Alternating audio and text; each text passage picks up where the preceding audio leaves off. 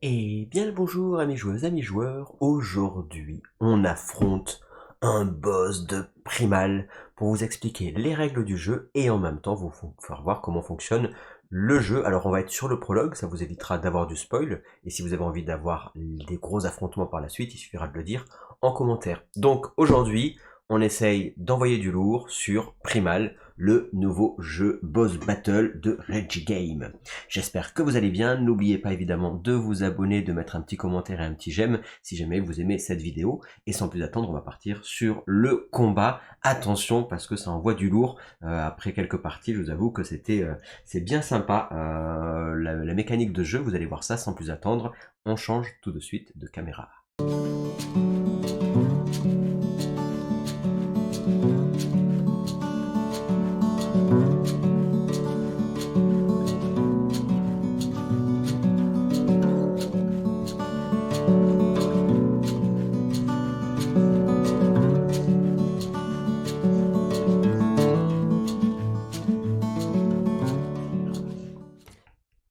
Hop, et nous voilà donc sur la vue du plateau. Nous avons Viraxen que nous allons affronter sur ce prologue et nous avons l'archère qui est ici, le guerrier au bouclier qui est ici. On m'avait demandé d'avoir aussi une personne avec une arme à deux mains, on fera ça sur une vidéo suivante.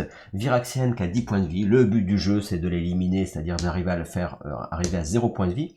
Attention, chaque dégât, ça ne veut pas dire que c'est un point de vie, il faut faire plusieurs dégâts pour lui enlever un point de vie. Par exemple, dans la première stance, ça nous dit qu'il faudra lui faire 2 dégâts par joueur, donc 4 de dégâts, pour qu'il puisse descendre d'un point de vie.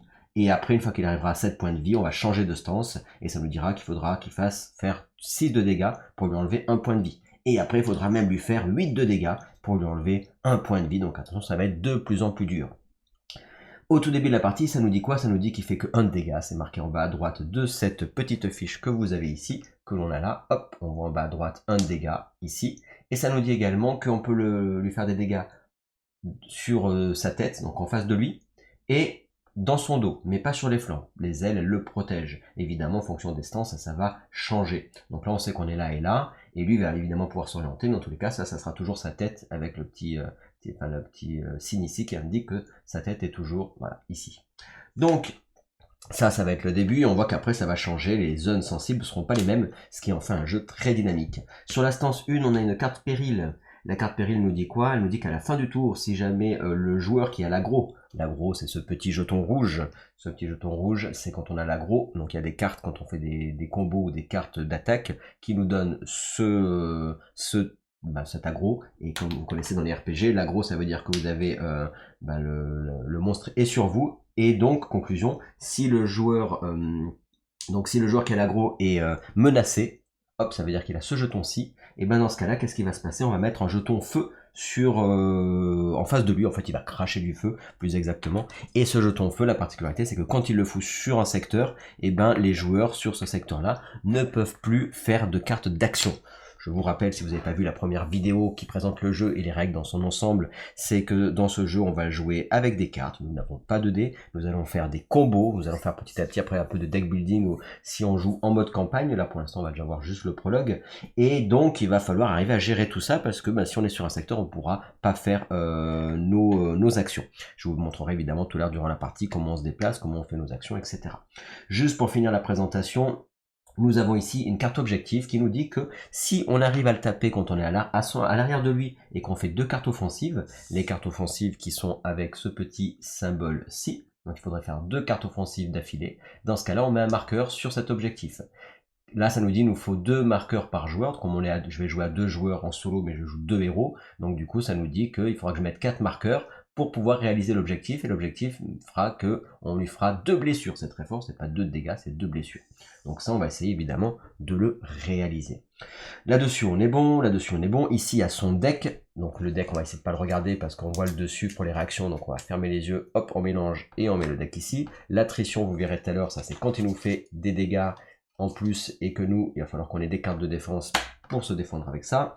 Nous avons ici notre Leonard avec son Sword, Shield et son deck, et ce qu'on appelle sa Mastery. La Mastery, c'est quoi? La Mastery nous indique que en fait, on va mettre des jetons Donc à chaque fois qu'on va jouer une carte jaune et une carte rouge d'affilée, on mettra un jeton. Quand il y aura 3 jetons, il va activer sa mastery qui sera valable pour toute la partie et qui permettra d'ajouter de nouveaux combos et de nouvelles possibilités, qui est évidemment très forte, mais qui n'est pas si simple que ça à activer. Nous avons au tout début donc une arme, lui il a 6 rouges, 6 bleus, 6 jaunes et 6 verts. Je vous rappelle que le jaune et le bleu, le rouge et le bleu, je suis pas encore daltonien, mais le rouge et le bleu, donc c'est-à-dire il y a c'est les agressivités et on a les manœuvres qui sont des cartes d'offensive et on a deux styles de cartes défensives, l'agility et le pari. Et donc chaque héros a son propre deck de cartes qui est complètement asymétrique et a des effets. Donc lui s'il joue une carte jaune, il a un effet particulier grâce à son bouclier. On a les mêmes équipements de départ, évidemment après on va faire du crafting et on va développer les équipements, les armes et tout plein de choses, c'est ça qui est cool, on va crafter. Donc les équipements nous permettent, le casque nous donne 4 points de vie, l'armure nous donne 5 points de vie et nous avons une petite popo, la petite popo nous permet de récupérer 2 points de vie, vous verrez tout à l'heure comment, ou 4 points de vie si on a une carte d'attrition à 1, on y reviendra un peu plus tard. Chaque héros a sa carte d'ability, de capacité, c'est intéressant, ça permet de ne pas être spécialement dans le livre de règles pour retrouver les mots-clés. Nous avons pareil du côté de notre archère elle fait une pluie de flèches si jamais on joue une carte d'attaque, une carte rouge d'agression, et dans ce cas-là elle va faire une pluie de flèches. Sa pluie de flèches c'est voler, et voler ça veut dire qu'on va prendre une carte du dessus de notre deck, on la retourne, si c'est une carte rouge, ah bah bien là ça serait une carte rouge, bim bim bim, elle fait une pluie de flèches. Comment ça fonctionne de particulier au niveau des dégâts? Et bien on regarde en bas de l'arme, nous avons les dégâts de l'arme. Ici on voit que cette arme elle fait 2 dégâts, voilà. Et donc quand on va faire une carte d'attaque rouge, on va faire 2 dégâts parce que c'est les dégâts de l'arme. Évidemment quand elle sera plus haut niveau, ou d'autres armes, évidemment des armes de feu, de givre, etc. Ça fera des dégâts différents, sachant que le boss il est fort dans une des... Lui par exemple il est fort en feu évidemment, mais il est faible dans ses weaknesses, il est faible dans d'autres éléments. Donc évidemment si vous aviez des armures d'éléments, enfin des armes d'éléments différents, vous seriez beaucoup plus fort contre lui. D'ailleurs quand vous jouez en mode campagne, si vous avez des armes avec certains éléments où il est faible, vous allez pouvoir légèrement modifier votre deck pour rajouter ou enlever une carte en fonction de vos affinités et de vos faiblesses ou forces par rapport au monstre que vous allez affronter. Ça permet de voir aussi, de réfléchir à quel type d'équipement vous allez jouer en fonction du monstre que vous allez jouer. Là évidemment on est sur le prologue, donc la question ne se pose pas. Ce qu'on appelle le volet que je vous ai dit, donc qui fait des dégâts, ça fait des dégâts par rapport au niveau de notre arme. Donc notre arme ici elle est niveau 1, donc on ferait avec volet 1 de dégâts et on ferait pas 2 de dégâts, ça serait 1 parce que notre arme est niveau 1. Nos armes de toute façon sont niveau 1. Il faut savoir que dans ce jeu il y a le niveau, les monstres peuvent être niveau, là c'est 0, puis ils peuvent être niveau 1, niveau 2, voire niveau 3. Ça veut dire qu'on peut vraiment, si on a toutes les extensions avec plus de 24 boss il me semble, vous pouvez choisir les boss que vous voulez ou jouer en campagne et décider s'ils sont 0, 1, 2 ou 3, donc vous avez vraiment plein de possibilités dans le jeu. On est bon, on va mélanger un petit peu nos decks. Notre archère, pour qu'elle réussisse à débloquer son mastery, il faudra que son deck soit vide. Et dans ce cas-là, elle débloquera son mastery. Je mélange un peu le deck, sans le regarder, merci, de notre guerrier. Et je fais la même chose pour notre archère. Et on va être parti pour le combat. On est bon. On va évidemment commencer au round 1, ça suffira déjà, premier tour. Il faut l'arriver à 0 point de vie. Si par contre à la fin du 10e round, on n'a pas réussi à lui mettre 0 point de vie, et ben dans ce cas-là, on a perdu la partie. Si un héros est éliminé, on n'a pas perdu la partie. Si les deux héros évidemment sont KO, là dans ce cas-là, on a également perdu la partie. Donc attention, c'est pas si simple que ça. Nous sommes bons, les points de vie, donc on a dit qu'on en avait 9 pour chacun des héros, notre popo on est bon, là ici notre boss il nous regarde, nous la mise en place elle est ici, la particularité on va regarder avec l'autre caméra, voilà, c'est un peu les effets cinéma, et là on voit le combat, donc sur ce mini plateau, mais c'est pas parce que c'est mini qu'il n'y a pas de tactique là-dessus, loin de là, hein. Donc les déplacements sont chers et compliqués à faire, donc heureusement qu'il n'y en a que 4 des secteurs, je peux vous le dire. Donc qu'est-ce qui se passe ? Ici, on voit qu'on a une petite plantounette. Quand on est sur ce secteur-ci, eh ben, on va avoir plus 1 de dégâts. Pas dégueulasse. Ici, on a une autre plantounette, c'est un peu les fougères du jeu. Ici, on va pouvoir se cacher si on recycle une carte verte de notre main, donc une carte de défense. Et dans ce cas-là, on pourra mettre pause à notre tour, et dans ce cas, le boss ira taper quelqu'un d'autre, et après on reprendra notre tour. Ça permet de temporiser, ou de se cacher si on veut pas voir la grosse, enfin plein de choses. Si on débute notre tour ici, à l'arrière du monstre, là sur cette plante-ci, qu'est-ce qui se passe? Eh ben, on va gagner plus 1 de points de vie. Alors, je vais sans plus attendre changer de caméra. Donc vous avez vu ici les plateaux qui sont là avec les héros plutôt sympas. Et là on va regarder par ici le plateau de notre guerrier. Voilà, plutôt sympa. Et le plateau de notre boss. Allez hop, on est bon. J'espère que vous êtes prêts. Moi, je suis prêt en tout cas. Alors, comment ça va se passer? Eh ben, on va choisir quel est au tout début de partie, avant même dans la mise en place. Là, il y a la mise en place qui est faite. Sur celui-là, c'est pour le prologue. On décide qui c'est qui a l'agro. Je vais décider que ça soit le tank qui a l'agro. Donc, ce sera mon guerrier. Celui qui a l'agro va avoir aussi le jeton. Hop, premier joueur. Donc, c'est bon, ça va être le premier joueur. La mise en place là-dessus est terminée. Et nous allons pouvoir rentrer dans le vif du sujet, dans la bataille, les amis. Donc, la première chose qu'on fait sur la structure d'un round, c'est d'abord la phase de consommation. Est-ce qu'on veut utiliser au maximum une popo chacun? Là, il n'y a pas d'intérêt, on n'a pas de point de vie perdu. Ensuite, le monster upkeep, ça veut dire que c'est là où il va faire sa préparation, le monstre. Alors on avait mélangé tout à l'heure ici, donc ce qui va se passer, c'est qu'on va pouvoir mettre ces cartes, et évidemment, comme on a choisi le premier joueur, nos héros vont pouvoir aussi prendre leurs cartes. Chaque héros a droit jusqu'à 5 cartes. 1, 2, 3, 4, 5. S'il en a plus pendant son tour, c'est pas grave. Par contre, quand il va devoir refiler ce qu'on appelle sa main ou refaire sa main, il faudra qu'il en ait pile 5. S'il en a trop, il faudra en enlever pour en avoir 5 maximum. Il ne peut pas dépasser 5, sauf s'il gagne des cartes après ce qu'on appelle le refil. On y reviendra après. 1, 2, 3, 4, 5. Les 5 cartes de chacun de nos héros. On est bon. Ensuite, qu'est-ce qu'on fait? Et bien ici, on va mettre les cartes Behavior, donc les cartes de réaction du monstre. Voilà, ici, donc on voit que les cartes réaction, elles ont des petits icônes, et donc en fait le monstre ne va s'activer que quand il va réagir en fonction de nos attaques. Là on voit qu'on a ça c'est les cartes offensives, donc les cartes rouges. Si je joue une carte rouge, et bah du coup, il va réagir avec ces deux cartes-ci. Donc là, dès le début, c'est un peu pénible, parce que si je veux l'attaquer au début de partie, je sais que celle-là et celle-là, il va répondre avec. Si je débute un tour avec à l'arrière de lui, c'est cette carte-là qui va s'activer au début de mon tour. Donc là, ça donne déjà un peu des précisions de notre gameplay. Là, en l'état, ce qu'il faut savoir, c'est que si jamais vous faites en sorte de ne pas activer les cartes qui sont présentes à la fin comment dire, ça là c'est la mise en place, mais quand il refera sa phase d'upkeep, il virera la carte qui a le plus petit numéro en bas à gauche, donc ça serait celle-là, et la remplacerait par la prochaine. Si on n'avait rien à vider, bah évidemment ça serait celle-là, on saurait celle qui va arriver, ça serait celle-là qui viendrait là. Voilà, donc ça veut dire qu'il serait un peu moins galère de le taper, que là si on prend deux cartes directes dans la figure. Mais bon, il faut faire des choix dans ce jeu-là, il faut faire des choix. Et ce deck, évidemment, il devient de plus en plus menaçant et compliqué si jamais vous affrontez un Viraxen de plus haut niveau. On est bon les amis, là-dessus il a fait ça. Qu'est-ce qu'il nous fait d'autre? Il va nous mettre, à chaque début d'upkeep, il va nous mettre 2 jetons struggle, un par nombre de joueurs. Comme on joue à 2 joueurs, il y a 2 struggle. Si jamais il arrive à 6 de struggle, et ben il va faire des dégâts à chaque héros. Et il va faire la valeur de dégâts qui correspond aux dégâts qui est en bas à droite de sa stance actuelle. Une fois qu'il aura fait les dégâts, s'il avait 6 struggle, il redescendra à 1 jeton par joueur. Donc du coup il aurait plus que 2 struggle une fois qu'il a fait ce qu'on appelle son unleash, et dans ce cas-là il reviendrait à 2 struggle. Le struggle va servir aussi, dans ses cartes réactions, il va avoir des bonus qu'il pourra utiliser que s'il a des struggles disponibles, donc il va devenir plus fort. Si jamais il a des struggles, il les utilisera. Évidemment, nous, on va avoir la possibilité de jouer des cartes bleues, les cartes manœuvres, pour pouvoir enlever ces jetons-là. Il va falloir gérer entre est-ce que je veux lui laisser des points de vie, est-ce que je vais lui enlever les jetons struggle, à nous de faire les bons choix. Ici on est bon, ici on est bon, on y a mis ces deux trucs comme il faut, et donc on va pouvoir maintenant passer au tour des héros. Le tour des héros, et bien on commence avec celui qui est premier joueur, et donc on va commencer avec notre guerrier. Qu'est-ce qui se passe quand on fait le tour d'un héros? La première chose que l'on fait, c'est décider si on se déplace ou non. Le déplacement est de maximum un secteur adjacent, sauf si on a des cartes particulières, sinon c'est un secteur adjacent. Je vais vous dire de suite.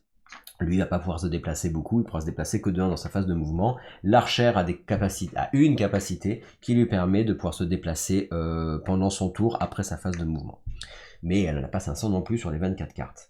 Alors, sur mes cartes de départ, comment ça marche et qu'est-ce que j'ai? Donc là, ici, vous voyez que j'ai des cartes bleues, j'ai un peu de toutes les cartes, j'ai pas de carte verte. Donc là, on voit que j'ai, en gros, 4 cartes offensives, donc les bleus et les rouges. Les rouges me permettent de faire des dégâts, et les bleus me permettent surtout d'enlever du struggle. Et celles-là me permettent de pouvoir me défendre, parce que je vais aussi quand même me faire attaquer à la fin de mon tour. Comment fonctionne une carte et quelle est un peu comment... On va regarder un peu l'autonomie d'une carte, voilà. On va disséquer les cartes. Ici, on voit que cette carte, si on veut la jouer, elle nous coûte 2 de stamina, d'accord? Donc il faudra défausser des cartes pour la jouer. Et si jamais on la joue, elle nous donne le jeton d'aggro, parce qu'il y a le petit icône en rouge. S'il était grisé, il ne donnerait pas l'aggro. On voit que elle, si on la défausse, pour faire des ressources, ça nous donnera 1 de stamina, 1 de ressources. Et on voit que c'est une carte de départ parce qu'il y a un petit S. On voit son effet. Et des fois, les cartes ont des effets très intéressants, vous le verrez tout à l'heure, hein, parce qu'on a des cartes qu'on peut jouer sur le tour des adversaires, enfin des adversaires, pardon, je me vois en adversaire, mais non, sur nos coéquipiers, pardon. Donc on pourrait par exemple avoir une carte assist qui nous permet de la défausser quand c'est le tour de notre joueur, pour que l'autre joueur pioche une carte. Une carte taunt, il en a, le guerrier des cartes taunt, qui permet pendant le tour de notre joueur de défausser la carte, pour que l'autre joueur pioche une carte et que le monstre s'oriente vers celui qui a fait la carte taunt. Donc c'est intéressant également. Donc vous avez comme ça des capacités pendant le tour des adversaires. Ici par exemple il nous dit quoi? Il dit on choisit un autre joueur, on augmente les dégâts de cette attaque par une fois, ça veut dire une fois notre niveau d'arme. Donc si notre niveau d'arme il était niveau 3, on l'augmenterait par 3 pour chaque carte rouge dans la défausse du joueur, du coéquipier qu'on a décidé, qu'on a sélectionné. Donc on voit qu'aussi nos cartes sont de plus en plus fortes si on a un niveau d'arme plus élevé. Donc là ça peut être intéressant de se dire oh là là, ben, si l'archer a plein de cartes, l'archer a plein de cartes rouges dans sa défausse, et ben on va être beaucoup plus fort. Et en plus de ça, si on inflige une blessure et non pas des dégâts, attention, une blessure c'est plus important, dans ce cas-là, le monstre devient vulnérable. Donc c'est là où on voit qu'on a, dans ce jeu, on a pas mal de possibilités entre le choix des cartes, les déplacements, etc., etc. Pourquoi je vous parle des cartes? Je vous ai dit tout à l'heure, la première chose à faire, c'est le mouvement. Et bien parce que pour se déplacer, il va falloir dépenser 1 de stamina. Est-ce que je veux me déplacer? Si je me déplace, qu'est-ce qui va se passer? Si je suis sur les ailes, ben vous voyez que le problème c'est que je ne pourrais pas faire de dégâts. Je peux jouer des cartes, mais je ne pourrais pas lui faire de dégâts. Donc je ne pourrais pas lui faire de cartes rouges, en gros, pour résumer. Je pourrais faire d'autres cartes, ceci dit, mais je ne pourrais pas jouer mes cartes rouges. Donc est-ce que j'ai envie de jouer mes cartes rouges? Je peux envie du struggle, je peux faire des choses, évidemment. Mais je ne pourrais pas de dégâts. Mais pour me déplacer, il faudrait que j'enlève une carte qui est une valeur de 1. Il y a même des cartes, par exemple ici, vous voyez, celle-là, elle vaut 2 de stamina. Bah tant pis, ça serait perdu. Si je dois dépenser un de stamina et que j'en ai 2, bah, j'en perds 1. Si je me déplace pas, vous allez dire, pourquoi tu veux te déplacer, Gab? T'as pas besoin. Bah écoutez, si je me déplace pas, le problème qu'il y a, c'est que je vais être de plus en plus menaçant pour l'ennemi. Il va dire, attends, je vois, il bouge pas, ce Gugus, là, je vais lui taper sur la figure. Et donc, dans ce cas, je vais prendre un jeton menace. Ce jeton menace, qu'est-ce qu'il fait? Bah déjà, il y a des effets comme celle-ci par exemple, qui aura une réaction si je gagne le jeton de menace. Au moment où je gagne le jeton de menace, là elle réagit si elle était en place, là c'est pas le cas. Il y a des réactions là-dedans si tu as la menace également, qu'elles sont plus ou moins fortes. Et également, donc là on avait dit par exemple le péril qui nous dit que si celui qui a l'aggro il a la menace en fin de tour, il met un jeton feu. Je vous rappelle que le jeton feu ça nous empêche de jouer des cartes, donc autant vous dire que celui qui a l'aggro, s'il peut éviter d'avoir la menace, c'est pas mal. L'autre chose en plus, vous le verrez tout à l'heure, mais au moment de la phase d'attrition, quand on va attribuer des dégâts, au lieu de piocher une carte, on va en piocher 2, et on prendra la pire des 2 pour nous faire des dégâts. Donc ça aussi c'est encore un malus supplémentaire. En gros pour résumer, si on peut se déplacer, c'est quand même mieux. Tout dépend de notre stratégie, évidemment. Donc avec toutes nos cartes qui sont ici, qu'est-ce que je vais choisir? Qu'est-ce que je vais faire? On voit que j'ai des cartes même qui valent 0, donc qui enlèvent le struggle, etc. Donc il faut bien réfléchir à ce que je veux faire. J'ai des cartes comme celle-ci, par exemple, hop, que je peux vous montrer, je vais vous montrer un peu les anatomies des cartes, mais celle-là qui nous dit que elle va enlever 2 struggle, elle coûte 2 de stamina, et elle a un effet en plus qui s'activera que si j'ai ma mastery d'activer. Là, elle n'est pas activée, sinon je pourrais faire la confusion sur le monstre et tous les autres joueurs pourraient piocher une carte. C'est très bon. Mais il faut pour ça activer son shield, qui est pas si simple. Mon shield qui dit qu'il faut jouer une carte rouge, une carte jaune et une carte rouge. Donc là, il faudrait pouvoir jouer les deux. Je pourrais jouer en face une carte rouge. Je vous rappelle qu'on a 2 effets de réaction rouge ici. Donc c'est pas très marrant. Donc il va falloir voir ce que l'on fait. Là, je vous ai montré un peu les cartes qui sont ici. Pourquoi? Quel est l'intérêt de jouer des cartes de défense? Bah déjà parce qu'il y a des effets dessus. Là, j'en ai qu'une. Mais qu'est-ce qu'elle a spécial? La carte que je vais vous montrer, la carte jaune, c'est qu'on va jouer une séquence avec nos 5 cartes, les unes après les autres. Il faut bien décider la séquence de cartes que vous allez jouer, parce qu'il va y avoir des combos qui vont réagir en fonction des cartes les unes après les autres. Et à la fin de ma phase de séquence d'attaque et de réaction des behaviors, eh ben on va avoir la phase d'attrition. Je vous ai dit tout à l'heure, où on va piocher une carte qui sera entre 0 et 5 là-dedans. Et s'il y a 1, il faudrait que j'ai au moins une carte de défense. S'il y a 2, il faudrait que j'ai 2 cartes de défense. S'il y a 3, il faut que je 3 cartes de défense. Vous avez compris. Si jamais j'ai pas la valeur suffisante en défense, je vais prendre des dégâts de la stance en cours en fonction de la valeur que j'ai pas pu déduire. pense que j'ai été clair. Donc ça peut être intéressant quand même d'essayer de jouer des cartes de défense. Le top du top, ça serait de jouer une jaune et une rouge parce que j'en ai dans mon deck pour essayer de faire déjà de mettre un jeton sur mon shield, sachant que vous savez que vous avez 6, 6, 6, 6 dans les cartes, donc vous savez ce qu'il va y avoir exactement dans les 24 cartes que vous allez piocher. C'est intéressant aussi parce que vous pouvez anticiper là-dessus. On a donc celle-ci qui donne l'aggro ou pas et qui vont faire des effets. Donc par exemple, bon, ça en gros il fait le taunt. Par exemple cette carte-là, je vous ai dit tout à l'heure, il y a le mot-clé taunt, on pourrait taunter. Là, celle-là, par exemple, on la garde en main, c'est une contre-attaque. Quand je prends des dégâts, je peux la défausser de ma main pour faire 3 fois les dégâts par rapport au niveau de mon arme. C'est très bien, mais dire que je la garde en main au cas où j'ai besoin de faire une réaction. Donc vous avez vu, vous avez en plus les cartes comme ça qui peuvent s'activer de différentes façons. Elle nous dit autre chose, elle nous dit par exemple quand un autre joueur doit souffrir de prendre des dégâts et qu'on est sur le secteur en face de lui, et bien on peut défausser cette carte pour prévenir tous les dégâts que ce joueur aurait dû faire. Et dans ce cas-là, nous et le joueur qui n'a pas subi les dégâts pourront piocher une carte. Donc ça aussi c'est intéressant, des fois tu vas dire bah non je veux la garder en main, parce que quand je vais la jouer au tour de l'archer, bim, je vais pouvoir le protéger. Vous voyez un peu le champ des possibles.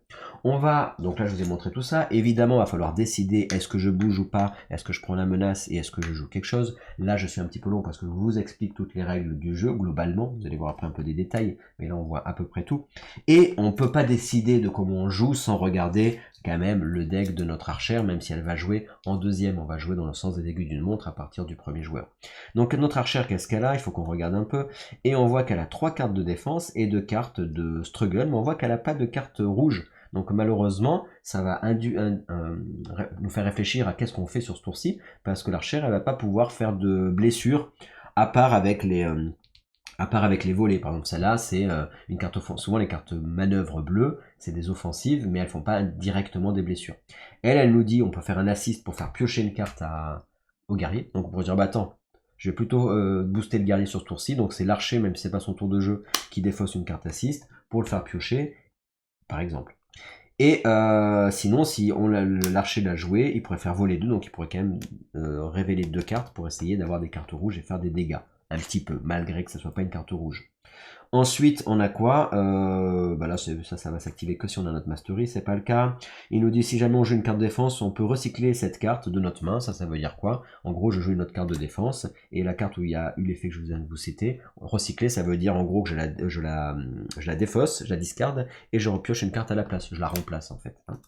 Voilà, et l'autre c'est choisissez un autre joueur, il pioche une carte, elle coûte 1, et par contre son avantage c'est que ça fait de la défense également. Donc là on va réfléchir un petit peu, je vais réfléchir un peu à tout ça, je vais faire une mini pause, et je vous reviens juste après quand j'ai réfléchi à ce que j'allais faire, pour pas que la partie dure trop longtemps, en tout cas sur le premier tour, et après j'arrive. À de suite les amis. Et me revoilà les amis, donc après quelques minutes de réflexion, j'ai décidé donc avec notre guerrier de ne pas bouger. Alors vous allez me dire, oui mais tu es fou, tu vas prendre le jeton menace. Certes je vais prendre le jeton menace, mais le péril nous dit que c'est à la fin du round que l'on va, qui va mettre son feu sur le secteur si jamais celui qui a l'aggro a la menace. Donc là mon objectif en fait ça va être quoi, comme pour l'instant je suis le seul à pouvoir faire des dégâts, et j'aimerais en plus pouvoir commencer à activer mon Shield Mastery, et ben je me dis que l'archer quand elle va jouer, elle a des cartes pour récupérer l'aggro. Donc elle va avoir l'aggro, et comme ça, comme elle aura l'aggro, et ben ça sera pas le premier joueur, enfin je veux dire, ce sera pas celui qui a la jeton menace qui aura l'aggro, et donc il mettra pas de feu devant. Voilà un peu la technique que j'ai décidé. Donc qu'est-ce qui va se passer? Et ben je vais jouer. Par contre, en faisant ça, je vais me prendre les 2 réactions qui sont ici. C'est le revers du décor, et elles me coûtent quand même 2 et 2 les cartes. Je pourrais aussi décider de faire une carte assist, rapid burst, mais je décide de les garder pour mon tour d'archer, parce qu'il va essayer quand même de faire des trucs cet archer, on sait jamais. Il y a moyen de faire des choses quand même. Donc là, qu'est-ce qui se passe? Je joue cette première carte, et je vais me prendre, malgré tout, je vais me prendre les 2 effets qui sont ici. Je vais me prendre les 2 effets qui sont ici, qui vont être remplacés. Alors d'abord, la première chose que je fais, c'est que je vais me prendre le jeton menace parce que je ne bouge pas. Donc je dépose pas une carte, je la défausse pas pour gagner 1 de stamina pour pouvoir me déplacer. Donc là je vous rappelle qu'au début de votre tour c'est est-ce que je me déplace d'un secteur ou pas. Si oui, je défausse une carte ou un jeton stamina. Donc là j'ai le jeton menace. Là maintenant je vais jouer cette première carte qui me dit j'augmente, donc elle n'est pas très forte, là j'aurais dû la jouer à un autre moment, mais c'est pas grave, qui dit j'augmente si jamais il y a des cartes rouges chez mon coéquipier, il n'y en a pas. Donc je vais faire seulement 2 de dégâts. Alors il faudrait que je la mette ici, hein, logiquement ces combos elles sont là qu'elles se mettent. Hein. Mais là je vous les mets là pour vous montrer. Mais... Donc ici on va avoir 2 de dégâts et on voit que quand on va jouer cette carte là, ça va activer celle-là et celle-là. Donc pour pas oublier, hop, je mets ces deux là pour jeton pour dire je vais activer ces deux. Donc je vais faire 2 de dégâts de la valeur de mon arme sur lui et donc il va prendre 2 petits dégâts qui sont ici 1 et 2. Maintenant que j'ai fait ça, j'ai pas fait de wound, sinon j'aurais fait en plus l'effet. L'aggro pour l'instant je l'ai, ça change rien. Et là je vais activer dans l'ordre de mon choix, celle-là ou celle-là, on s'en fiche, peu importe, au pif. Allez, je prends d'abord celle-là et on voit ce qui se passe. Elle nous dit quoi? Firestorm, elle a un mot-clé, mais le Firestorm pour l'instant, ça s'activera en stance 2 ou 3, donc là on s'en fiche. On a par contre le joueur actif défausse 3 cartes. Si jamais il prend un dégât, si jamais il défausse pas une carte de... Si jamais il défausse pas une carte de défense. Donc 1, c'est bon, il y a une carte de défense, donc je prendrai pas de dégâts. Par contre, il meule mon deck. Voilà, il va enlever 2 cartes vertes et une carte jaune codée de carte de défense. Celle-là, elle est faite. Et du coup, qu'est-ce qui se passe? Elle est remplacée par celle-ci. Alors là, je vais regarder un peu sur les livres de règles parce que je me posais la question. En fait, c'est quand un joueur devient menacé, donc menaçant, qu'on active cette carte. Là, le guerrier, il a déjà le jeton. Il aurait eu le jeton au moment où cette carte était visible, elle se serait activée. Par contre, là, elle s'active pas parce qu'il a déjà le jeton. C'est au moment où il a le jeton. D'ailleurs, il y a une petite flèche qui indique c'est au moment où il gagne ce jeton-là. Ensuite, celle-là s'active. Donc là, je n'ai pas pris les dégâts. Boum. Et celle-là, elle nous dit quoi? Elle nous dit... elle nous dit le joueur actif... Pardon. C'est dans l'autre sens qu'il faut juste... C'est ça, ce que je suis en train de faire, c'est bon. Mais il faut bien jouer d'abord cette carte jaune avant. Parce qu'on voit que sur mon Chill Master, on voit bien qu'il faut d'abord jouer... Juste dans l'ordre. Vous avez vu comme quoi l'ordre, c'est important. Jaune et rouge. Donc attention à l'ordre de vos cartes. Il faut d'abord jouer celle-ci qui coûte 2 de mana. Donc là je défausse une carte qui vaut 2 de mana pour la jouer. Elle nous dit enlève 2 de struggle, ça m'arrange. Donc je fais d'abord ça, c'était important de faire ça avant la rouge parce que dans l'autre sens je pouvais plus les changer les cartes. Donc il fallait d'abord jouer celle-là. Ça change rien parce que ici il n'avait pas de réaction aux cartes jaunes, sinon j'aurais dû tout recommencer le jeu. Ouf, heureusement là ça n'avait pas d'impact. Elle nous dit remove de struggle, on l'a fait, c'est une carte de défense. Et là maintenant après celle-ci il n'y avait pas de réaction là. Je joue ma carte rouge comme je viens de faire, qui a fait une réaction sur celle-ci et qui fait la réaction de celle-là. Donc cette carte rouge qui me coûte aussi 2, donc qui m'enlève les 2 dernières cartes que j'ai en main. Donc à l'arrivée ça m'a coûté 4 de mana pour 2 cartes, c'était très cher. Donc celle-là s'active, parce que cette carte elle a activé celle d'avant et celle-ci. Et celle-ci nous dit quoi? Le joueur actif de nouveau défausse 3 cartes. Si jamais il défausse pas une carte de défense, à nouveau la même. La différence c'est qu'elle est plus forte, celle-là. On a ce petit icône là qui nous indique que s'il a 2 struggles, il va refaire l'effet de cette carte. Heureusement, les struggles ont été enlevés par la carte jaune précédente. Et donc, ça va pas s'activer ça. Par contre, il y a quand même 3 cartes qui partent. Une, c'est une carte d'attaque. 2, heureusement, il y a une défense. Et 3, donc je prends pas de dégâts. Celle-là, elle est refile par une carte rampage. Qu'est-ce que c'est que les cartes rampage? Hop, ici, les cartes rampage, ce signe-là, ça veut dire quoi? Ça veut dire que quand dans le jeu, une carte est activée, n'importe quelle carte Behavior, dans ce cas-là, toutes les cartes avec l'iconographie rampage qui sont visibles vont s'activer également. Donc c'est-à-dire que ça va être en chaîne, en réaction. Je fais une carte et le rampage s'active juste après.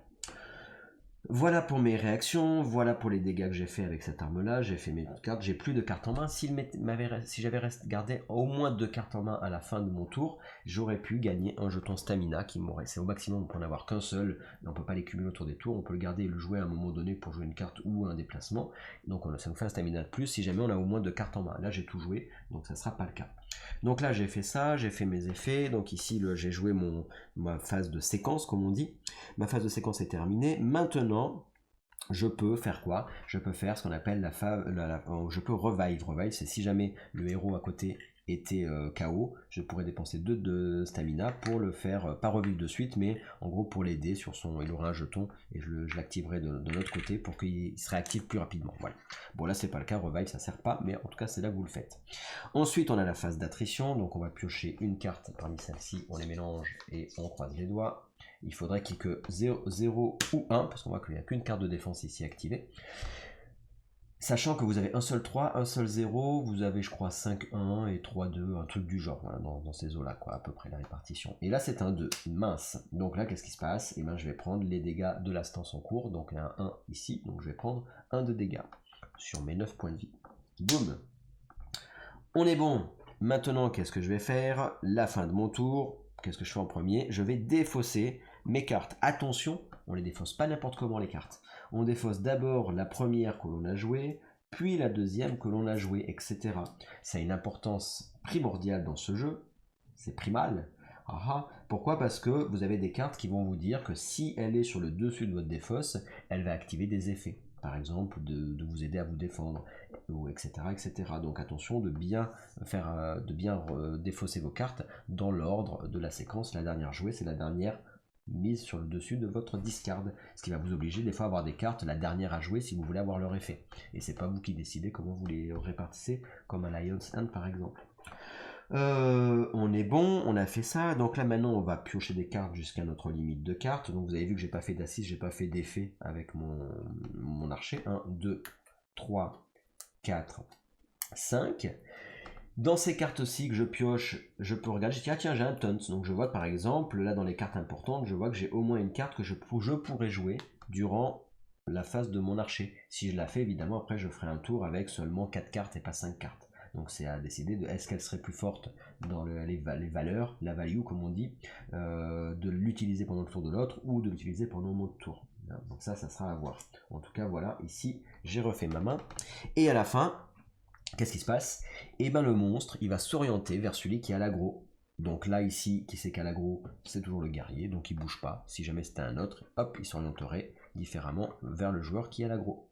J'ai terminé ma séquence de tours, tout est bon, logiquement j'ai rien oublié, on est pas mal. Et là, c'est au tour de l'archer de jouer. Alors vous allez me dire, oui mais ça c'est à la fin du round et pas à la fin du tour. La fin du round se fera quand tous les joueurs auront joué. Donc à la fin de l'archer, si effectivement lui a toujours le jeton d'aggro et en plus il a la menace, dans ce cas-là, effectivement, ça s'activerait. Ça me fait penser que comme on a la menace, tout à l'heure j'ai tiré l'attrition, il fallait en tirer 2 des cartes et pas une.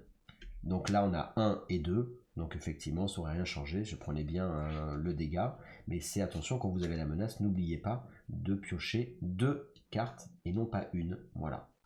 Donc vous avez vu là, il y a... Une fois qu'on a compris le jeu, ça fonctionne, mais il y a toujours on va dire dans ce jeu, il y a quand même toujours des petits points de règles qu'il faut vraiment bien mémoriser, et surtout quand on est en vidéo, là je pense qu'on est plutôt pas mal du tout, mais on peut, c'est vrai que quand on est dans l'élan du jeu, surtout quand on joue en solo et qu'on réflexionne dans notre combo de cartes, on peut avoir tendance à omettre une règle, non pas pour tricher, mais parce que des fois on est pris par notre réflexion, et c'est vrai qu'il ne faut pas oublier chaque petit point, il faut vraiment le faire de façon séquentielle. Alors notre archère, qu'est-ce qu'elle va faire? Bonne question. Elle, ça serait bien qu'elle ait pas le jeton pour le coup menace, pour qu'elle puisse, enfin je veux dire, qu'elle ait pas le jeton, menace, qu'elle prenne juste l'aggro, pour pas qu'on ait un jeton feu sur le plateau. Donc ma stratégie, ça va être celle-ci. Et dernière chose, j'ai dit j'ai rien oublié, mais si quand même, j'avais fait ma carte jaune et ma carte rouge pour mettre un petit marqueur sur mon Chill Master. Vous avez vu là, à chaque fois, c'est vraiment, faut bien penser à tout. Donc là, ici, Chill Master, si je l'ai à 3, il s'active. Donc c'est pour ça que j'avais fait ça au départ. Donc si je fais pas le truc le plus important, c'est ballot. Je vous rappelle que ce qui est important aussi, c'est de faire l'objectif, mais ça fait beaucoup de choses. Faut gérer les déplacements, faut gérer votre combo de cartes, faut gérer toutes vos champs des possibles. Moi, je trouve vraiment la mécanique de jeu, je la trouve fantastique. Après, qu'est-ce que ça peut donner en campagne? Est-ce que ça sera pas trop redondant? Est-ce que ça va y avoir on va dire, est-ce qu'on va avoir du suspense en fonction des boss? Je l'espère, ça on peut pas le savoir là de suite, mais en tout cas la mécanique de départ comme ça est très très plaisante, ça je vous le cache pas. Alors, on arrête de discuter sinon ça va durer 4 heures, et on se bouge les fesses Lulu. Donc là qu'est-ce que je vais jouer? Je vais décider, donc on a dit tout à l'heure, déjà de me déplacer. Où c'est que je me déplace? Ce qu'on va faire, je vous ai dit que sur les côtés, actuellement, on ne pouvait pas jouer de carte rouge. C'est obligatoire, vous ne pouvez pas mettre dans votre séquence une carte rouge, une carte qu'on appelle les cartes d'attaque, quoi. Par contre, rien ne nous empêche de jouer une carte bleue. Et si la carte bleue elle fait des dégâts, ben, rien ne nous empêche de faire les dégâts avec la carte bleue. Donc on va pas se priver, hein. On va pas se priver, on va le faire. Donc on va d'abord se déplacer. On va se mettre ici parce que ça fait plus 1 de dégâts. Par contre, c'est les cartes, je sais pas si c'est les cartes offensives ou les cartes d'attaque. C'est pas pareil. Les cartes offensives, c'est les bleus et les rouges, alors que les cartes d'attaque, c'est que les cartes rouges. Donc il faut regarder si le bonus du terrain s'active.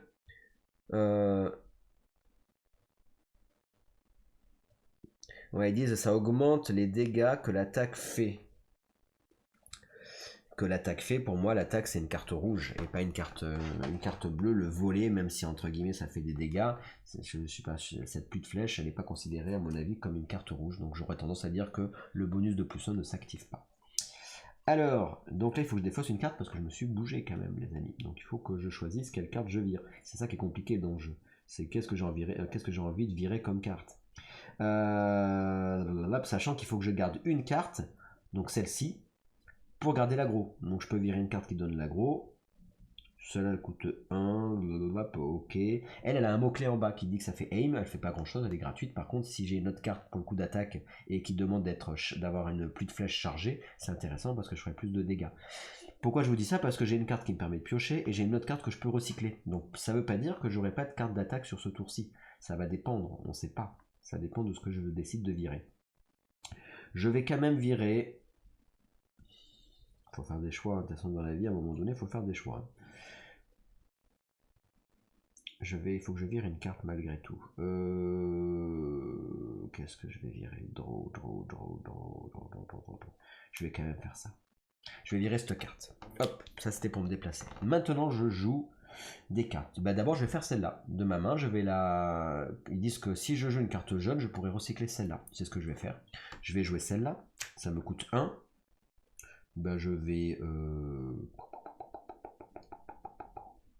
Ça me gêne parce que j'ai des cartes qui valent 2 de stamina. Donc ça m'embête de la dépenser pour un seul. Et si je vire l'autre, malheureusement, si je vire celle-là, je peux plus faire son effet de recyclage. Donc c'est dommage. Surtout que là, je viens de la jouer. Et comme je viens de la jouer, ça va s'activer et je vais pouvoir la recycler. Donc écoutez, tant pis. Hein. Donc je vais virer celle-là, même si ça vaut 2, je perds 1 de stamina, c'est dommage. Mais bon, pour payer le 1. Et comme... Là, ça va pas marcher. Ah si, ça va marcher. Parce qu'en fait, là, j'ai pas besoin de... Oh, mais il se recycle 10 cartes. Donc quand je vais recycler cette carte, j'ai pas besoin de payer son coût. Logiquement, en fait, ici, elle est dans ma main. Je la joue pas dans ma séquence. Donc là, j'ai joué une carte jaune. Cette carte-là, je la défausse et je reprends une carte à la place. Bon, tout ça pour pas grand-chose, parce qu'à l'arrivée, j'ai pas gagné une carte rouge pour autant. J'ai pas gagné une carte rouge pour autant, mais j'ai gagné la fameuse carte que je vous parlais tout à l'heure, qui est celle-ci, qui a une carte verte, donc une carte de défense, qui dit que quand on joue cette carte et qu'après on joue une carte bleue à côté, eh ben on va pouvoir piocher 3 cartes et ensuite immédiatement bouger sans dépenser de stamina. Ça c'est cool quand on voit que dans le jeu, ça veut dire que là globalement je pourrais me mettre à l'arrière, piocher 3 cartes, peut-être avoir du rouge et faire l'effet de qui est ici. Autant vous dire que c'est pas mal. Par contre elle coûte 2. Donc là, si je voulais la jouer, il faudrait que je la joue d'abord, elle me coûte 2, et il faudrait que je joue la carte bleue après. Sauf que là, on voit qu'à un moment donné, il faut pas pousser la charrette un peu trop loin, Lulu, on n'a pas la stamina qu'il faut, parce que là, pour jouer celle-là, il me faut 2, donc il faudrait que je défausse celle-là, et du coup, je ferai pas l'effet, parce qu'en fait, il y aura pas de carte bleue juste après celle-là. Donc elle, je vais pas pouvoir la jouer de suite, mais j'ai peut-être envie de la garder pour plus tard. Donc je vais jouer... Donc là, la question, c'est est-ce que je joue celle-là? Elle me coûte 1 et je vire du coup la carte chromatique que j'aime beaucoup. Mais l'avantage, de toute façon j'aurai pas le choix parce que je veux le jeton d'aggro, donc j'ai pas le choix. Allez, donc je défausse celle-là, qui vaut 1 de stamina, pour jouer celle-là. Je regarde quand même, est-ce que j'ai un effet qui s'active? Non, j'étais pas derrière, j'ai pas gagné le jeton de menace, donc tout va bien parce que j'ai bougé, et donc comme j'ai pas activé de carte, le rompage s'active pas non plus. Toujours faites attention de ce qui se passe chez le boss. On oublie un peu ce boss des fois, hein, parce qu'on est là en train de réfléchir à nos cartes et on oublie les cartes réactions du boss. Elle, carte d'aggro, c'est ce que je voulais, j'ai fait tout ça, c'est pour prendre l'aggro sur mon archer, mon archère. Ensuite, qu'est-ce qui se passe? Assist, on ne le fait pas. Par contre, voler 2, on va quand même le faire. On ne fera pas le plus 1 de ça, on a dit, mais on va quand même faire voler 2. Donc voler 2, si j'ai une carte rouge que je révèle, je fais un dégât. C'est pas une rouge. Vous savez bien que j'ai pas de chance de toute façon au tirage. Et c'est pas une rouge, voilà. Même s'il n'y a pas de dé, ça n'empêche pas. Bon.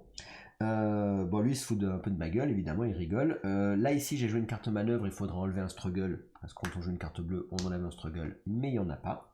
Donc ici, il se passe rien de plus. Là, j'ai fini ça, donc là, rebelote, qu'est-ce qui va se passer là-dessus? J'ai bougé, donc j'ai pas pris le jeton menace. On est bon. Je vais maintenant à mon tour, là ici j'ai fini ça. Est-ce que je veux revive? Non, je revive pas. Je vais maintenant piocher une seule carte parce que j'ai pas de jeton menace. Une valeur de 2, j'ai que 1. Donc malheureusement, je prends 1 de dégâts. On est bon. Là maintenant, je fais la fin du tour. Je défausse mes cartes dans l'ordre dans lequel elles ont été posées. Voilà. Et ensuite, je repioche 5 cartes. 3, 4, 5. Ici, donc je regarderai après les cartes que j'ai évidemment. On est bon, 5 cartes. 1, 2, 3, 4, 5. Bon, j'ai pas pu garder ma super carte, tant pis. Là maintenant, qui c'est qu'à l'aggro? C'est lui. Donc il va s'orienter vers lui. À la fin du tour, à chaque fois, je déplace en fonction. Maintenant, c'est la fin du round. Est-ce que le joueur qui a l'aggro a le jeton menace? Non. Donc je vais pas mettre de feu sur le plateau. On est bon les amis, là-dessus, on est plus que bon. Donc sur ça, on a fini. Fin du tour, qu'est-ce qui va se passer sur la fin du tour? Ça on a fait, ça on a fait, ça on a fait, là il s'est rien passé, on est bon. Fin du tour, qu'est-ce qu'on fait? Et bien on va passer sur le round numéro 2. Voilà. Et donc là, vous avez à peu près déjà toute la mécanique du jeu. En fait, là, je vous ai expliqué toutes les règles. En faisant un début de partie, vous voyez vraiment tout comment ça se passe, comment ça fonctionne, entre guillemets. Et j'ai expliqué le feu, après on va pouvoir, il y a des petits effets particuliers, c'est-à-dire qu'en fin de tour, s'il avait craché du feu, on ne pouvait pas jouer sur ce secteur. En fin de round, il va passer de sa face rouge à sa face orange, et au round d'après, de sa face orange, on va le virer. Donc ça reste 2 tours. Si jamais il recrache du feu à l'endroit où ça serait orange, ça repasse rouge. Si jamais il crache du feu sur l'endroit où il y a du feu en rouge, et ben qu'est-ce qui va se passer? On va prendre un jeton burning, on va prendre du feu sur le joueur évidemment qui est dans ce secteur là, hein, et les joueurs, et dans ce cas là quand on défaussera quand on aura notre pile de cartes défaussée, enfin vidée, on prend ce qu'on appelle de la fatigue. Et la fatigue, ça veut dire quoi? Ça veut dire qu'on va prendre un point de dégâts, et en plus de ça, si on avait un jeton donc du coup où on est enflammé, voilà, et ben dans ce cas là on prendrait un point de dégâts supplémentaire. C'est deux choses différentes, hein. La dégâts de la fatigue parce que notre deck est vide, et le dégât de quand on est enflammé, quand on s'enflamme, quoi. Ça c'est une des choses à savoir. L'autre chose à savoir, c'est si jamais je suis KO, qu'est-ce qui va se passer? Eh ben, je vais mettre à plat ma figurine et je vais prendre un petit jeton que je vais mettre ici. Je vais supprimer complètement ma main. Je serai évidemment plus ciblable. Je perds l'aggro, donc l'aggro passe au joueur suivant. Et donc le monstre, après, ça s'orientera vers le joueur suivant. Et je serai plus là, en lice. Au tour suivant, eh ben, le token rouge va passer blanc. Et encore au tour suivant, bah, du coup, du tour blanc, on va pouvoir le défausser. Mais sur le tour où on le défausse, on pourra toujours pas jouer. On repiochera juste des cartes. Donc ça veut dire que on perd 2 tours quand on est KO. En plus de ça, quand on est KO, on va mettre ce qu'on appelle un petit jeton qu'ils appellent déplète jeton là, qui veut dire qu'on aura une pièce d'armure pétée. Ça veut dire que ça va évidemment, on va revenir avec moins de points de vie en fonction de l'armure qu'on aura pété. Et on pourra pas être KO 2 fois parce que si on pète une deuxième pièce d'armure, ben on est à 0 points de vie, donc on a perdu. Donc on peut être KO qu'une seule fois. Voilà, donc ça va être aussi un des cas particuliers. Et sur le tour de notre joueur, il peut décider de me faire revenir plus vite en me faisant, pour 2 stamina, il va payer à la fin de son tour pour me faire revive. Et dans ce cas-là, je vais du coup mettre mon jeton. S'il était en rouge, je vais le mettre sur le blanc. Et s'il était sur le blanc, je vais l'enlever. Donc ça va permettre d'aider quelqu'un. Si vous jouez à 3 joueurs, vous allez pouvoir le faire remonter direct. Si vous jouez à 2 joueurs, malheureusement, il faudra quand même attendre un tour pour revenir en jeu si vous vous faites aider. La dernière chose à savoir, si le monstre il a plus de cartes dans ses cartes de réaction, qu'est-ce qui va se passer quand il va devoir remélanger son paquet? Et ben il va faire ce qu'on appelle l'escalation, ça veut dire qu'il va reprendre un struggle par joueur dans la partie, si je dis pas de bêtises. Donc ça veut dire qu'il reprendrait deux struggles par à chaque fois qu'il a plus de cartes là-dedans. C'est ce qu'ils appellent l'escalation. Donc je crois que c'est par joueur si je dis pas de bêtises. C'est à revérifier, mais il me semble que c'est ça. Ça me semble que c'est 2 par joueur. C'est hop. Ah non, il gagne qu'un seul struggle, pardon, c'est pas par joueur, autant pour moi. Donc c'est peu importe qu'on joue à 4 ou qu'on joue à 1, c'est il gagne un struggle, point barre. Parce que d'habitude c'est souvent par joueur, là j'ai revérifié, c'est un struggle tout court. Je pense que j'ai dit à peu près l'ensemble des choses, qu'on s'est défaussé, les effets particuliers des cartes, les combos, vous avez compris sur ce premier tour de jeu comment ça fonctionne. Donc là au niveau des règles, on est pas mal, je pense qu'on n'a pas oublié grand chose. Si on fait l'objectif, et ben du coup l'objectif il est réalisable qu'une fois et si on le réussit, ben c'est fini après, on l'a plus. Et puis évidemment, bah après on peut essayer, même si on a qu'un héros, on peut finir de le tuer malgré avec un héros. Quand on lui fait sa dernière blessure, donc vous avez vu les blessures c'est pas les dégâts, il faut faire plein de dégâts pour faire une blessure. S'il arrive à 0, donc vous avez vu là, donc cette stance c'est jusqu'à 7, quand on arrive à lui faire donc 3 fois 4 de dégâts, donc 12 de dégâts, il enlèvera cette stance, il prendra l'autre, il changera les endroits où il est fragile, etc. Il pourra faire plus de dégâts, il changera sa carte péril, et si à un moment donné on lui met à 0 point de vie, il fait même pas ses réactions, il fait rien du tout, dès qu'il a 0 point de vie, la partie s'arrête, vous avez gagné. Et quand vous jouez en mode campagne, et ben vous allez pouvoir crafter, récupérer des composants par rapport à par rapport au boss précis et par rapport à ses affinités.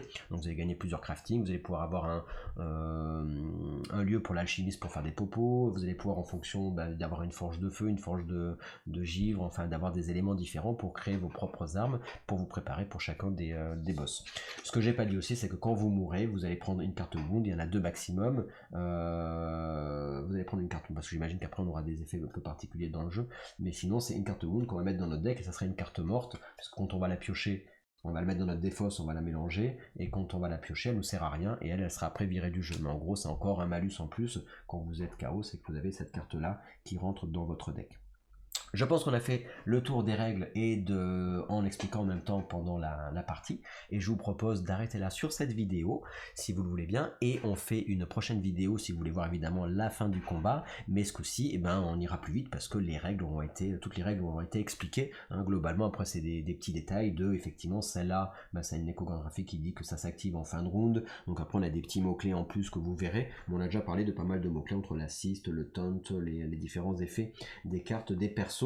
D'ailleurs tout à l'heure j'avais joué une carte jaune, j'aurais dû faire l'effet de mon arme qui disait struggle, mais dans tous les cas il avait plus struggle, donc ça aurait rien changé. Et les popos, je vous rappelle que c'est la phase de consommation, et pour en être défaussé qu'une seule par héros à la phase de consommation, c'est 2 points de vie récupérés après la popo est virée, la potion, sauf s'il y avait marqué un 1 en attrition, dans ce cas là vous récupérez 4 points de vie, donc c'est intéressant d'utiliser ça que s'il y a un 1 ou un 0 sur la carte d'attrition visible. Je crois qu'on est bon, on a dit pas mal de choses, et écoutez, si ça vous plaît, je vous invite à mettre un petit commentaire, un petit j'aime, et puis on se retrouve pour la vidéo suivante si vous le voulez bien. Allez, à tout bientôt, et je vous fais des bisous, bye bye.